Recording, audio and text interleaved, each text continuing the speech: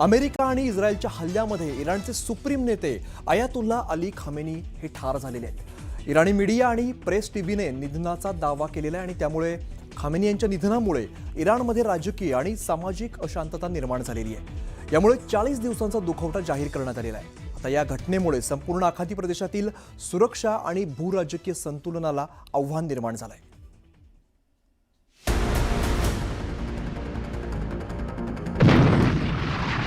इराणच्या सर्वोच्च नेत्याचा मृत्यू। इस्रायलच्या हल्ल्यात खामेनी ठार।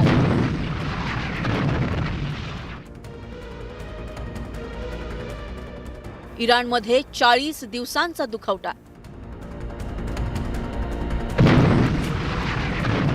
इराणच्या इस्लामिक क्रांतीचा प्रमुख चेहरा असलेले अयातुल्ला सय्यद अली खामेनी यांचा अमेरिका इस्रायलच्या संयुक्त हल्ल्यात मृत्यू झाला। इराणच्या सरकारी मीडियानं खामेनीच्या मृत्यूची पुष्टी केली आहे।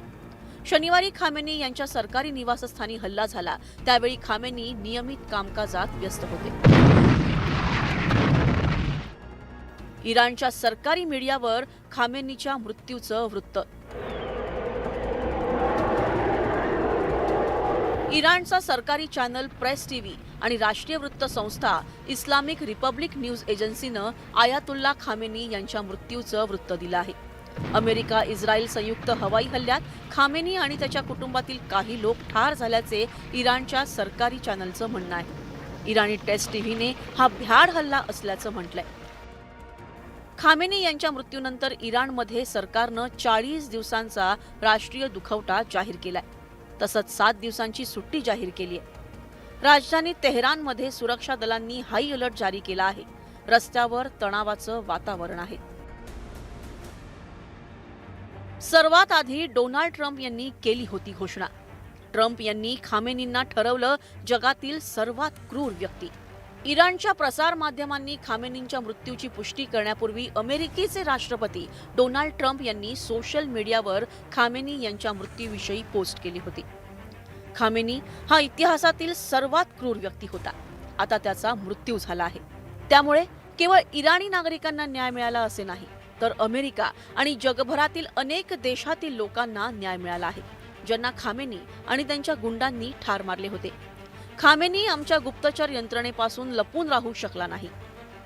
तसंच इराणी नागरिकांसाठी ही एक संधी असल्याचं डोनाल्ड ट्रम्प यांनी म्हटलंय। सूड घेण्याची इराणची धमकी। इराणच्या परराष्ट्र मंत्र्यानं या हल्ल्याचा सूड घेणार असल्याचं म्हटलंय। त्यामुळे पश्चिम आशियावर युद्धाचे ढग निर्माण झालेत। खामेनी यांच्या मृत्यूनंतर जागतिक भौगोलिक राजकारण बदलण्याची शक्यता जाणकारांनी व्यक्त केली आहे। तसंच अण्वस्त्र युद्धाचा धोका वापरण्याची भीती व्यक्त केली जाते। इराणची सूत्र कोणाच्या हाती? खामेनी यांच्या मृत्यूनंतर इराणच्या सत्तेचा उत्तराधिकारी कोण, यावरून राजकीय संकट निर्माण झालंय।